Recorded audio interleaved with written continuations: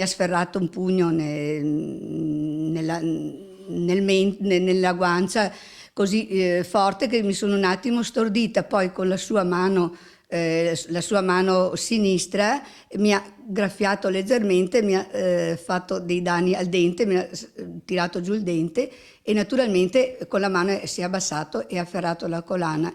In quel momento io ho capito tutto e mi sono protetta la gola per paura che mi strozzasse. Mi ha detto di lasciare andare la collana, che lui aveva la pistola e mi ammazzava. Mi sono sentita indifesa, mi sono sentita proprio fragile perché non potevo reagire in nessun modo perché ero bloccata. È ancora sconvolta Rosanna Cosma, 69 anni, residente a Campo San Piero, aggredita brutalmente da un individuo sui 25 anni, scappato poi con un complice mentre si trovava a Loreggia. Tutto sotto la luce del sole, lungo una strada di solito molto trafficata.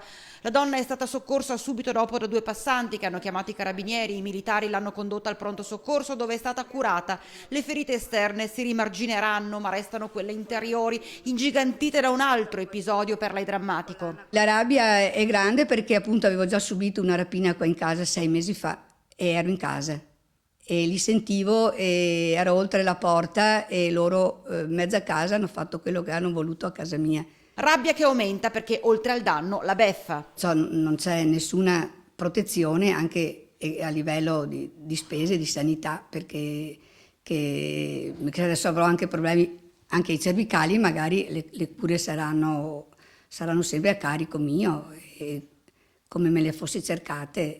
La discussione non poteva non correre al tema caldo della legittima difesa. Se avevo anche uno spray non avrei potuto fare niente in quel momento. Perciò è una cosa che la legge deve proteggere la persona che è nella proprietà, non chi va senza essere invitato.